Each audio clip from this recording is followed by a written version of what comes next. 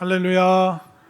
여러분들 삶 가운데 하나님의 은혜와 또 축복이 늘 함께 하시기를 바랍니다. 약 400년 전, 그때 여러분들 몇 살이셨죠? 약 400년 전 프랑스에 로렌스라는 지역이 있었습니다. 이 로렌스라는 지역에 니콜라 에르망이라는 청년이 살았는데, 니콜라 에르망이 18살 되는 어느 날 예수님을 구세주로 영접하고 이제 거듭난 그리스도인이 되었습니다. 그런데 그가 20살이 되었을 때 그 당시에 이제 카톨릭과 개신교, 그러니까 종교 개혁과 이제 구교, 이게 굉장히 유럽에서 갈등이 심했습니다. 단순히 카톨릭과 개신교의 문제뿐만 아니라 각 나라의 그 국왕들이 또 가지고 있는 그 종교적인 성향이 다르고, 그 당시의 영주들, 각 지역의 어떤 세력이라고 할 수 있죠.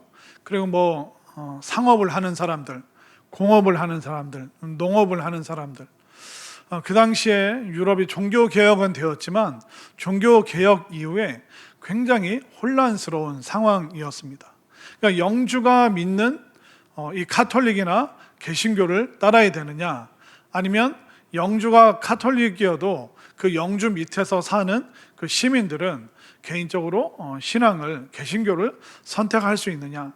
그러니까 수많은 논란 속에서 이 니콜라 에르망이 20살이 되는 어느 날 이제 종교 전쟁, 그러니까 30년 동안 계속 지지부진 끌게 되는 30년 전쟁이 유럽에서 터지고 말았습니다.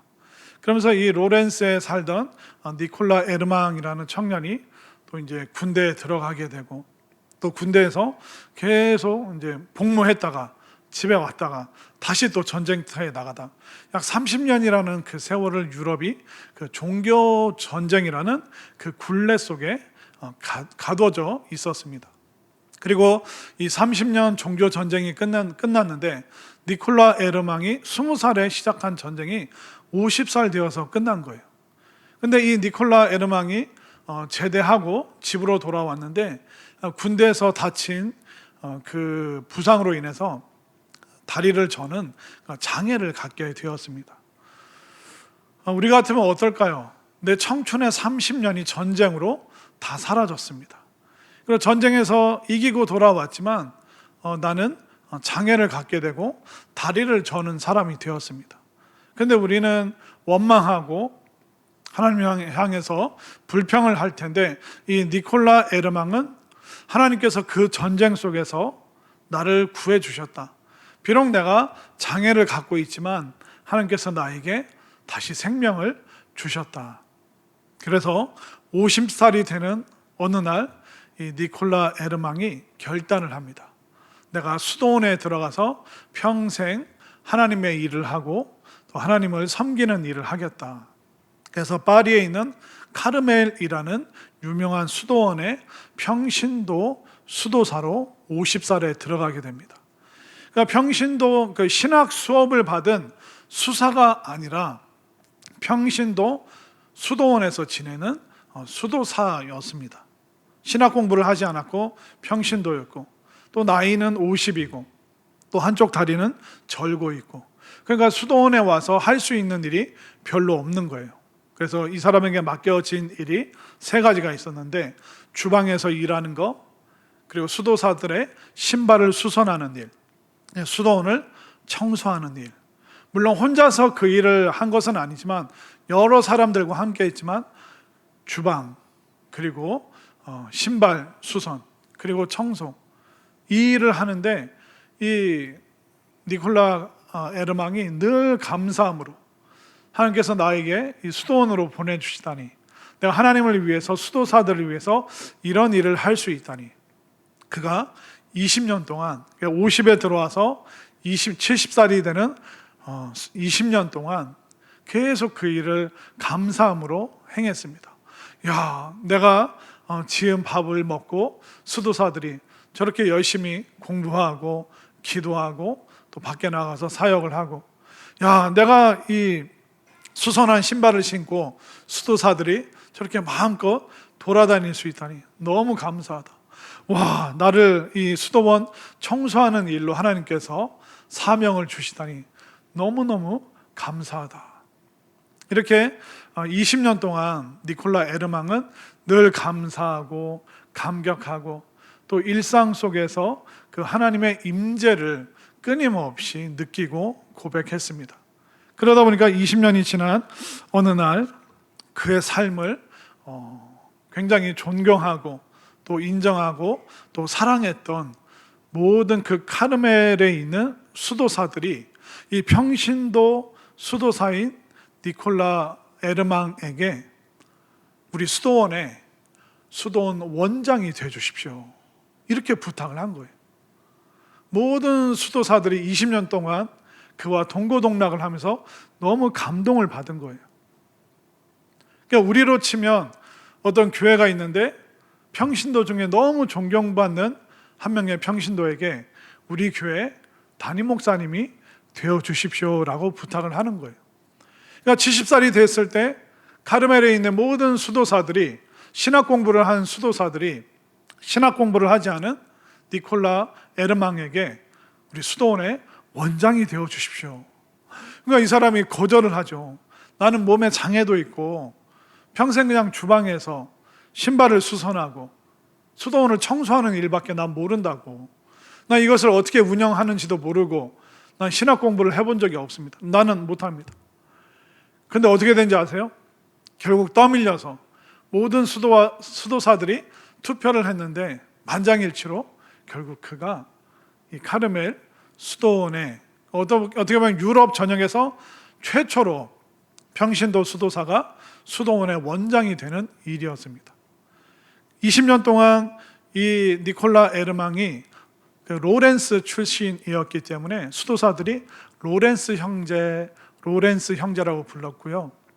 그가 20년 동안 청소하면서 감사하고 신발 수선하면서 감사하고 주방에서 막 콧노래 부르면서 와, 하나님께서 또 이 음식을 통해서 영광 받으신다. 그렇게 그가 일상에서 생활했던, 또 깨달았던, 또 경험했던 것을 쓴 책이 뭐냐면 여러분들이 잘 아시는 하나님의 임재 연습이라는 책으로 나오게 되었습니다. 그러니까 이 평신도 수도사가 나이 70에 수도원의 원장이 되었으니 그 당시에 프랑스의 루이 12세 황제가 너무 놀라가지고 어떻게 교회 역사상 이런 일이 있느냐. 그래서 그 수도원에 방문을 하고 그 로렌스 형제, 그 니콜라 에르망에게 물어봤습니다. 당신이 어떻게 해서 이렇게 수도원 원장이 될 수 있었다라고 생각하십니까? 했더니 결국 다른 것이 아니라 하나님께서 나에게 생명 주시고 나에게 사명 주시고 또 그것을 매일매일 감사함으로 지내다 보니 전쟁에 참여하고 또 장애를 갖게 됐지만 그럼에도 불구하고 늘 감사하며 살았습니다. 감사함으로 살았더니 하나님께서 나에게 이런 놀라운 은혜를 또 이런 역할을 저에게 맡겨주신 것 같습니다. 저는 매일매일 감사한 것밖에 없었습니다 라고 고백을 했습니다. 이제 우리가 맥주 감사 주일을 앞두고 있는데 감사를 좀 많이 생각을 해봤으면 좋겠습니다. 우리가 사실 언제 감사하죠? 어떤 여건이 좋을 때, 환경이 좋을 때 우리가 감사하죠. 물론 그것도 기본적인 감사의 그 요소가 요건이 되는 것입니다. 좋은 일이 생기면 누구나 감사할 수 있죠. 그런데 우리가 이 계절에 또 우리가 후반기를 시작하면서 한 걸음 더 나아가서 내가 여건이 상황이 좋지 않을 때도 내가 감사할 수 있는가, 그것을 우리가 생각을 해봐야 되는 것입니다. 그러니까 감사를 어떤 현실적인 조건에서만 찾으려고 하면 우리는 굉장히 위험해질 수가 있습니다. 남들보다 더 건강해야 되고 남들보다 더 가지고 있어야 감사할 수 있고 남들보다 더 뛰어나야지, 남들보다 더 탁월해야지 나는 감사할 수 있어. 이렇게 우리가 환경과 조건만 가지고 감사하겠다라고 생각을 먹게 되면 우리는 위험에 빠질 수밖에 없습니다. 물론 남들보다 더 나은 삶을 살고 남들보다 더 많이 부유하고 남들보다 더 건강하면 물론 우리가 감사할 수 있죠. 그것이 잘못이라고 말하는 것은 아닙니다. 그러나 조건과 환경과 여건, 이것만으로 내가 감사할 건가, 내가 불평불만할 건가, 그렇게 우리가 결론 지어서는 안 되는 것입니다. 조건만으로, 상황만으로 내가 감사하기 시작하잖아요. 그러면 우리는 작은 것에 대한 감사의 감각을 놓쳐버리는 것입니다. 감사가 뭔지 아세요? 바로 감각입니다. 다른 게 아니에요. 거창한 게 아니에요. 거대한 믿음이 있어야지 감사하는 게 아닙니다. 감사라는 것은 감각이에요. 감각. 우리가 작은 거에 감각을 못 느끼면 우리가 큰 거에도 감각을 못 느끼게 됩니다. 그렇기 때문에 우리가 거대한 환경과 여건, 그것이 꽝꽝꽝 나에게 주어져야지만 그때 감사할 거야. 그러면 우리는 위험에 봉착하게 되는 것입니다. 감사는 감각이에요. 작은 그 감각에서부터 우리가 감사할 때 점점점 큰 것도 감사하고, 또 환경과 여건이 좋지 않아도 우리의 감각은, 감사에 대한 감각은 살아있어서 하나님께 얼마든지 언제든지 감사할 수 있는 것입니다. 여러분들, 지금으로부터 400년 전이라면 어떤 시대였을까요? 의료 체계가 완벽할까요? 운송수단, 비행기, 자동차, 그런 게 있을까요? 냉장고, 에어컨이 있을까요? 아무것도 없는, 환경과 여건과 조건은 너무나도 좋지 않은 시절이 400년 전에 유럽의 분위기였습니다. 전쟁통이었습니다. 30년 동안 전쟁을 치렀습니다. 우리나라는 6.25가 3년 6개월, 3년 반이었습니다. 그걸로 온 나라가 초토화가 되고 말았습니다. 그런데 유럽은 30년 동안 다른 거 아니라 가톨릭과 개신교가 종교적인 것 때문에, 입장 차이 때문에 어처구니 없는 30년의 전쟁을 치렀습니다.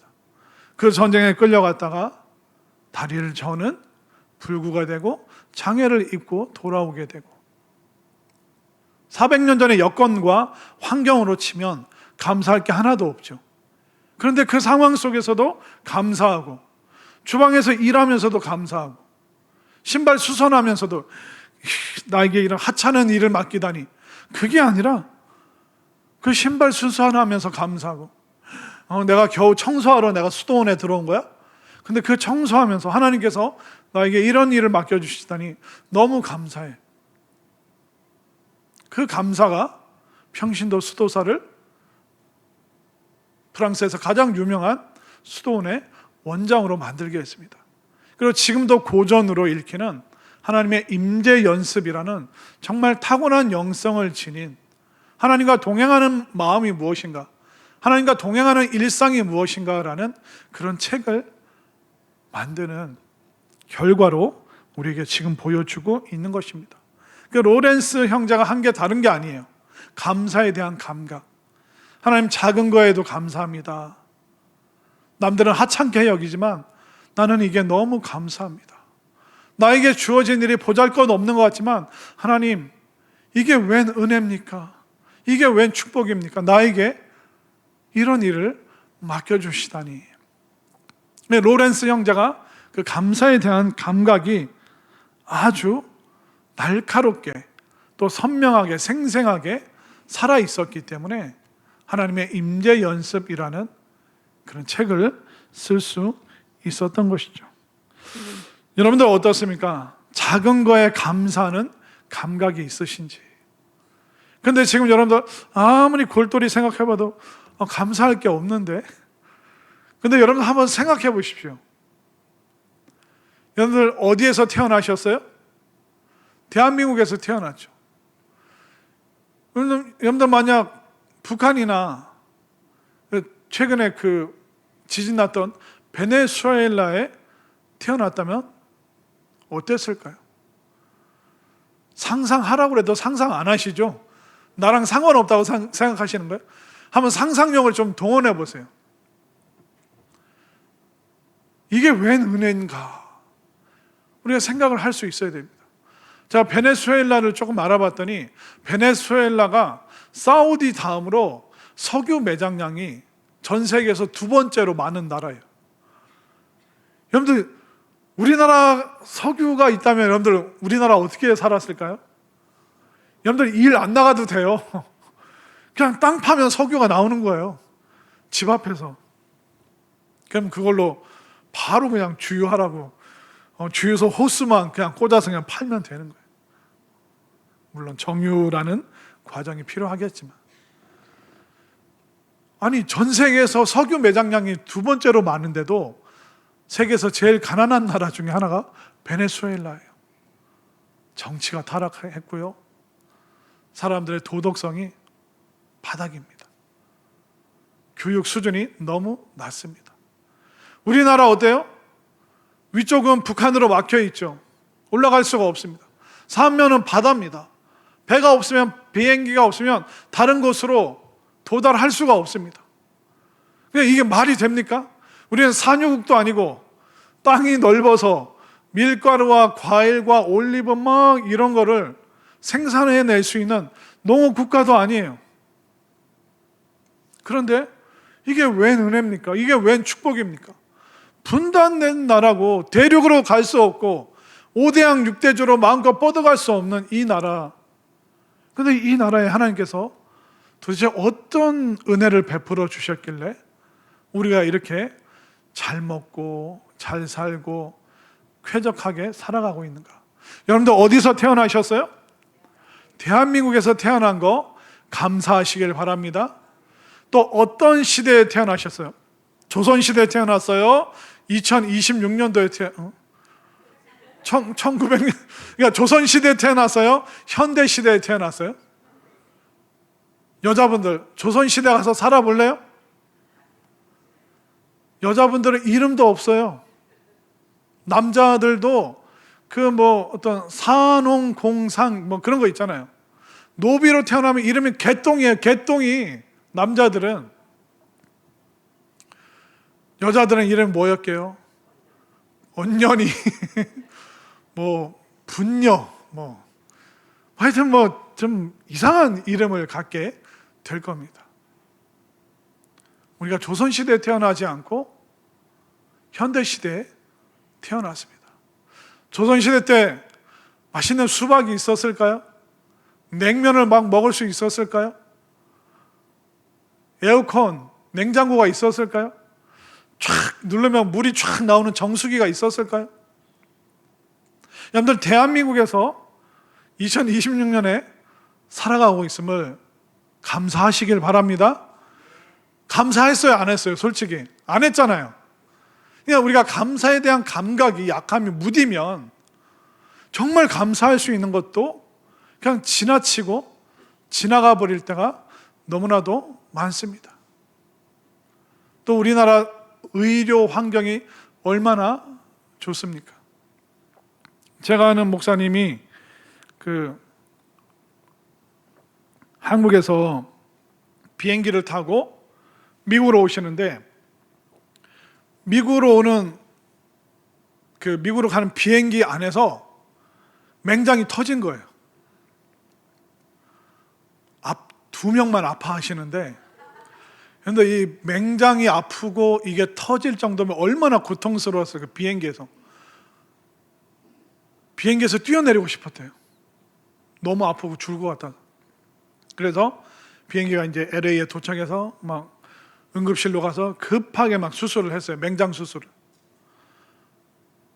이거 한 20년도 더 전 얘기입니다. 목사님이 맹장 수술 다 했는데 미국 병원에서 청구서가 얼마 나온지 아세요? 한국 돈으로 5천만 원을 내라는 거예요. 목사님한테.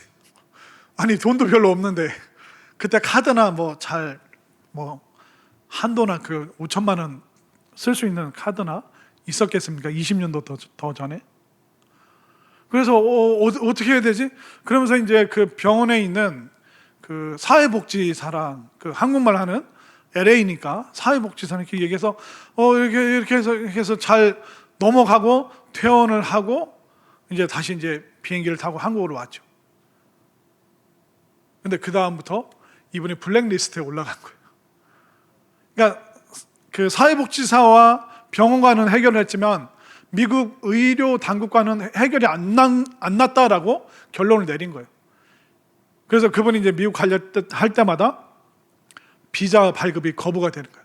5천만 원을 갚고 미국 들어오든지 아니면 미국 영원히 못 들어오든지 블랙리스트에 올라간 거예요. 근데 선뜻 그 5천만 원 내는 게 쉬운 일이 아니잖아요. 그래서 그분이 이제 그 후로 미국을 못 들어가게 됐습니다. 맹장 수술하면 요즘 얼마 내야 되나요? 정확히는 모르겠습니다. 근데 뭐 100만 원 안팎 낼까요? 아니면 그보다 더 적게 내겠죠. 그러니까 우리나라 이렇게 의료 시스템이 너무 좋습니다. 여러분들 감사하셨어요? 버스 타고 나가면, 길 나가면 내과도 있고 소아과도 있고 이비인후과도 있고 이렇게 좋은 곳이 없습니다. 제가 감기 걸려서 내과인가 이비인후과 갔다 와서 그래서 이제 진료하고 이게 얼마예요? 했더니 7,500원 내려요. 7,500원. 많이 냈습니까? 적게 냈습니까? 너무 땡큐죠. 너무 감사하죠. 저는 미국에서 그 아이들 둘 다 태어나서 뭐 예방 접종하러 가고 감기 걸려서 병원 가잖아요. 그럼 무조건 $100를 내야 돼요. 100불, 10만 원. 그 당시에 10만 원. 그냥 진료 받으려면 10만 원은 무조건 현찰로 내야 되는 거예요. 10만 원 내고 아이 진료하고 주사비, 약값 다 따로 내야 되고. 그러니까 우리나라 오니까 너무 감사한 거예요. 콜록콜록 7,500원만 내면 진료 받을 수 있어요. 이야기가 길어지고 있는데 여러분들 감사할 때까지 계속 지금 얘기할 거예요. 여러분들 빨리 감사하시길 바랍니다. 대한민국에 태어난 거 감사하죠? 조선시대가 아니라 현대시대 이름 갖고 태어난 거 감사하시길 바랍니다. 이게 시원하고 쾌적한 시설에서 우리가 예배드리고 살아갈 수 있음을 감사하시길 바랍니다. 7,500원만 내면 내과든 이비인후과든 여러분들 원하시면 여러분들 소아과도 갈 수 있어요. 이상하게 쳐다보겠지만 어디든 우리가 다 치료받을 수 있고 약 먹을 수 있고. 근데 우리가 북한에 태어났다면 베네수엘라에 태어났다면 저 아프리카 밤에 사자가 돌아다니는 동네에 태어났다면 얼마나 무섭고 두렵습니까? 그렇기 때문에 우리가 이게 웬 은혜인가? 이게 웬 축복인가? 이건 무조건 감사해야 되는구나. 이건 덮어놓고 감사해야 되는구나. 여러분들 빨리 감사하시기를 바랍니다. 이 감사가 얼마나 중요한지 아세요? 감사가 우리를 치료합니다. 자, 잠언 화면으로 잠언 17장 22절을 볼까요? 17장 22절 시작. 마음의 즐거움은 양약이라도 심령의 근심은 뼈를 마르게 하느니라. 양약이라고 그러니까 한약이랑 헷갈리시죠? 그게 아닙니다. 자, 공동 번역 그 밑에 읽습니다. 시작. 마음이 즐거우면 앓던 병도 낫고 속에 걱정이 있으면 뼈도 마른다. 이게 좀 현대식으로 번역하니까 훨씬 이해가 쉽죠. 그러니까 마음의 즐거움이, 감사가 많으면 앓던 병도 낫는데요. 근데 감사가 사라지고 슬그머니 근심이, 걱정이, 두려움이, 염려가, 불평, 불만이 들어오면 뼈가 마른다. 뼈가 쇠한다. 뼈가 삭는다. 그렇게 무섭게 말을 하고 있습니다. 물론 우리가 힘든 일도 있고 원치 않는 일도 생길 수 있어요. 그러나 성경은 처음부터 끝까지 동일합니다. 그럼에도 불구하고 감사하라. 힘들고 원치 않는 일, 그것마저도 감사로 고백해라. 여러분들이 감사로 반응할 수 있게 되기를 바랍니다. 제가 이거 짧게 서론으로 하려고 했는데 설교의 반을 지금 서론으로 써버렸습니다. 이제 골로새서로 들어가 볼까요? 본문으로 가볼까요? 자, 이 골로새서는 빌립보서랑 좀 비교가 됩니다. 빌립보서는 기쁨의 책이라고 말하고요, 이 골로새서는 감사의 책이라고 이야기를 합니다. 왜냐하면 빌립보서에는 기뻐하라라는 명령이 굉장히 많이 나옵니다. 이 골로새서, 이 짧은 4장 속에서 무려 7번이나 감사하라, 감사하라, 나는 감사하고 또 감사한다라는 이 감사의 표현이 이 골로새서에서 계속 나오기 때문에 골로새서를 감사의 책이라고 이야기를 하고 있는 것이죠. 자, 화면으로 골로새서 1장 3절 인사말입니다.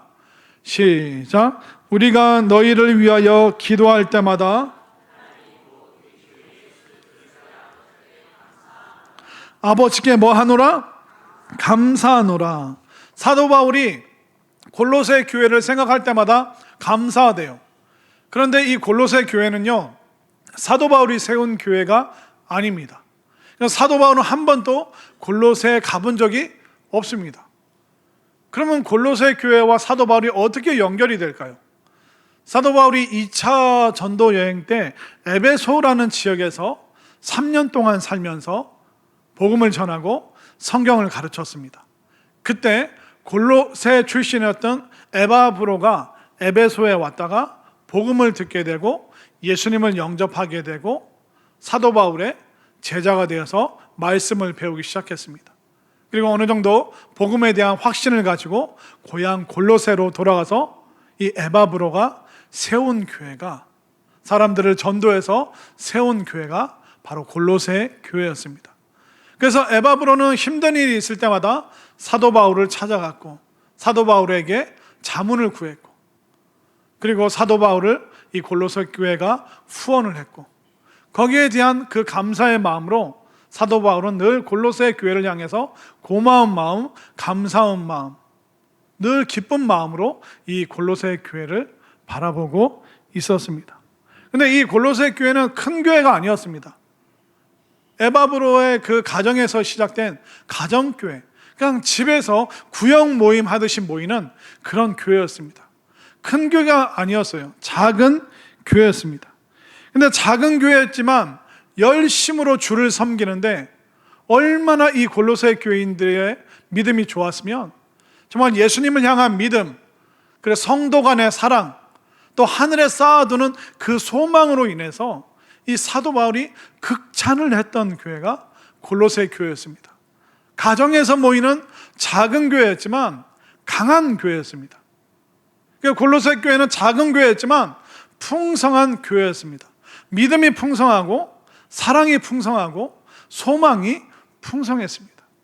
그렇기 때문에 작지만 그 풍성하고 강한 교회를 보면서 이 사도 바울은 늘 하나님께 감사하는 마음, 또 에바브로와 골로새 교회를 향한 그 감사의 마음이 늘 뜨겁게 불타올랐던 그 대상이 바로 골로새 교회였습니다.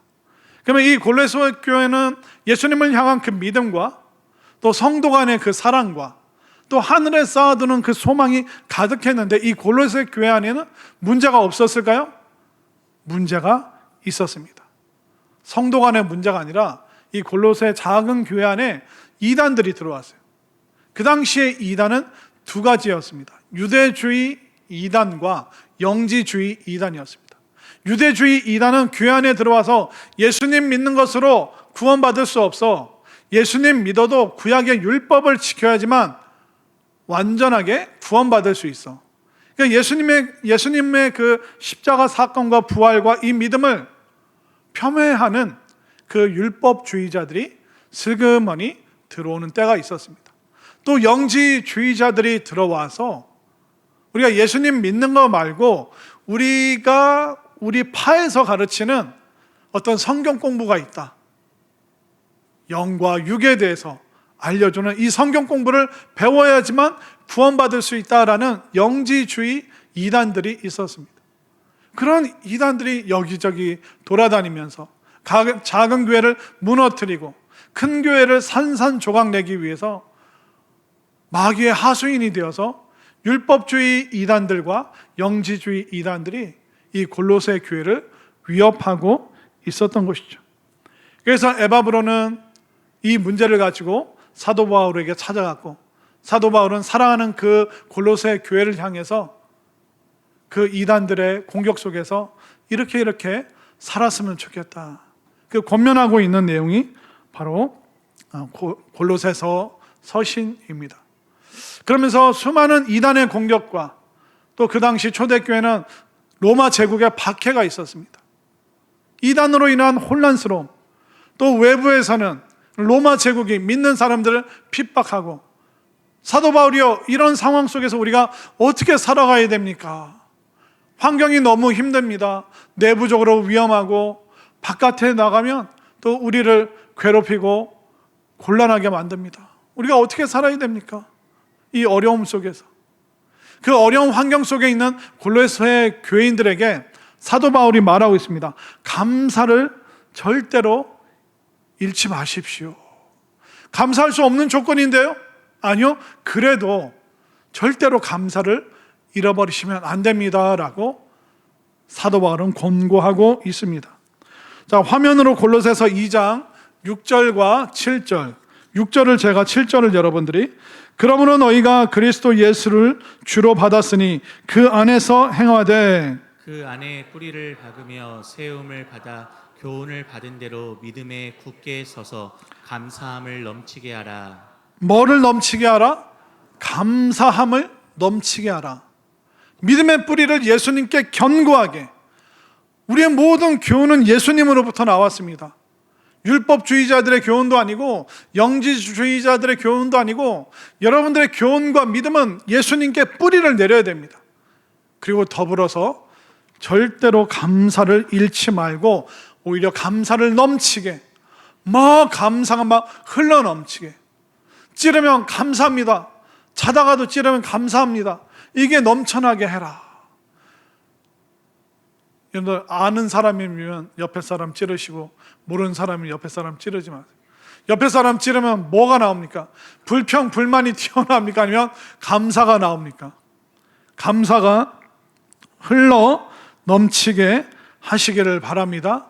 이 감사를 또 얼마나 강조하는지 오늘 본문 골로새서 4장 2절을 한번 볼까요? 오늘 본문 골로새서 4장 2절, 바로 공동 번역으로 가버리나요? 예, 그냥 읽겠습니다. 시작. 항상 깨어 있으면서 감사하는 마음으로 꾸준히 기도하십시오. 그러니까 어려움 속에서 꾸준히 기도하되 감사하는 마음을 절대로 잃어버리지 말고 기도하십시오. 기도할 때 불평, 불만, 하나님 이게 뭡니까? 하나님 왜 이 이단들이 우리 교회 안에 들어왔습니까? 하나님 왜 우리는 로마 제국 치하 아래서 이렇게 고통을 받아야 됩니까? 기도하면서 원망과 불평과 불만하지 말고 꾸준히 기도하면서 감사하는 마음으로 기도하십시오라고 강하게 권면을 하고 있습니다. 여러분들의 그 기도의 내용을 한번 생각해 보십시오. 여러분들은 기도할 때 감사하는 기도가 많습니까? 아니면 하나님께 뭐 달라 요구하는 기도가 더 많습니까? 솔직히 우리가 요구하는 게 우리 기도의 대부분을 차지하죠. 물론 우리가 하나님의 은혜를 구하고 하나님의 치유를 구하고 하나님의 축복을 구하고 하나님의 형통을 구해야 됩니다. 그러면서 동시에 우리는 어떻게 해야 될까요? 하나님께 감사의 기도를 또한 올려드려야 될 줄로 믿습니다. 우리 하나님 앞에 나와서 늘 내가 필요한 거 그것만 쭉 나열한다고 생각해 보십시오. 하나님도 얼마나 머리가 아프실까요? 여러분들 아들, 딸 키우시는 분들, 아들, 딸이 집에 와서 맨날 엄마한테 뭐 사달라, 뭐 해놔라, 뭐 주세요, 뭐 주세요, 맨날 요구하는 자식들이 있어요. 근데 어떤 아들, 딸들은 아유, 엄마, 아버지 나를 키우느라 얼마나 고생하셨을까, 감사합니다, 감사합니다. 이거 많지는 않지만 엄마, 아빠 이거 가지고 뭐 좀 사드세요, 뭐 맛있는 거 좀 드세요. 편의점 갔더니 김밥이 너무 맛있어요, 엄마, 아빠 가서 맛있는 김밥 사드세요. 늘 감사하는 자식들이 있어요. 맨날 그 무리한 요구하고 뭐 달라는 자식만 있고, 그런 자식도 있고, 늘 없는 형편이지만 늘 감사하는 자식들이 있고, 늘 달라는 자식이 이뻐요? 늘 작지만 늘 감사하는 자식이 이뻐요? 감사하는 자식이 이쁘죠. 하나님 아버지도 마찬가지 아닐까요? 동일하시지 않을까요? 우리는 하나님 보시기에 어떤 자녀인가?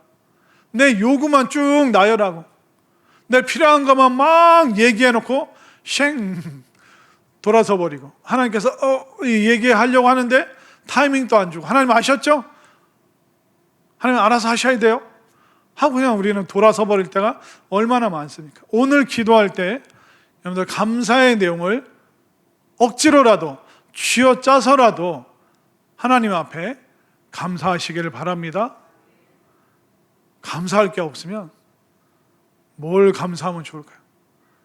머리털 난 것도 감사, 신발 신고 다니는 것도 감사, 귀가할 집이 있다는 것도 감사.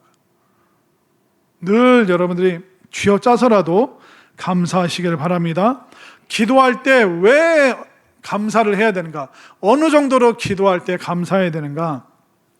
자, 빌립보서 4장 6절과 7절, 6절을 제가, 7절을 여러분들이 아무것도 염려하지 말고 다만 모든 일에 기도와 간구로 너희 구할 것을 감사함으로 하나님께 아뢰라. 그리하면 모든 지각에 뛰어난 하나님의 평강이 그리스도 예수 안에서 너희 마음과 생각을 지키시리라. 6절을 다시 한번 보세요. 그러니까 모든 일에 너희들의 간구를 할 것이다. 구하는 게 엄청 많을 거다. 그런데 하나님께 간구하고 요구할 때 무슨 마음으로 하라고요? 감사함으로 하나님께 요구하라. 하나님 왜 나는 이것도 없어요? 하나님 왜 나는 이런 아이들 주셨어요? 왜 이런 남편 주셨어요? 왜 나는 이런 부모 밑에서 태어났어요? 그렇게 기도하지 말고 여러 가지를 요구하고 간구하되 감사하는 마음으로 하나님께 기도해라. 여러분들 오늘 기도할 때 감사함으로 하나님께 기도할 수 있게 되기를 바랍니다. 그리고 조금 더 올라가서 화면으로 아까 우리 공동번역 4장 2절 한번 보여주실까요? 다시 한번 읽겠습니다. 시작. 항상 깨어 있으면서 감사하는 마음으로 꾸준히 기도하십시오. 성경이 우리에게 알려주는 인생의 해답은 복잡하지 않습니다. 감사하지 않던 너희들이여 감사하십시오. 박해와 핍박과 이단의 수많은 공격 속에서 그럼에도 불구하고 감사하십시오. 그렇게 이야기하고 있습니다. 로렌스 형제는 감사함으로 그의 인생 노년 70세 때 유럽에서 전무후무한 그런 간증을 만들어 냈습니다. 다른 거 아니었습니다. 그는 하나님을 찾기 위해서 여기저기 두리번거리면서 여기저기 찾아다니지 않았습니다. 일상 속에서 감사하다 보니 감사 속에 하나님의 임재를 체험했고, 하나님께서 기적과 같은 방법으로 그를 놀랍게 들어 사용해 주셨고, 400년이 지난 지금도 하나님의 임재 연습이라는 책으로 우리에게 많은 감동을 주고 있습니다. 다른 거 아니에요. 골로새 교회도 힘들었지만 감사했기 때문에 사도 바울에게 칭찬을 받았습니다. 그 감사하는 골로새 교인들에게 넘치도록 감사하십시오. 꾸준히 기도하되 그 기도 속에 감사를 더 더하시길 바랍니다. 성경은 말하고 있어요. 빌립보서는 우리에게 말하고 있어요. 하나님께 여러 가지를 모든 일을 간구하되 감사하는 마음으로 하나님께 간구해라. 감사하는 마음으로 하나님께 요구하라라고 이야기하고 있습니다. 어제 우리는 전반기에서 오늘 후반기로 탁 넘어왔어요. 우리가 정반기 때, 상반기 때 감사하지 못할 일들이 많이 있었을 거예요. 그럼에도 불구하고 오늘 우리가 후반기, 새 날을 받았어요. 새 시간을 받았어요. 오늘부터 우리가 결단해서 마음에 안 드는 거, 화나는 거, 짜증나는 거 많이 있지만 그럼에도 불구하고 그 모든 것을 감사함으로 또 덮으시고 또 덮으셔서 정말 골로새 교회처럼 칭찬받고 인정받고 정말 하나님과 많은 믿음의 사람들 앞에서 귀감이 되는 감사의 성도님들 되어주시기를 간절히 소망합니다. 함께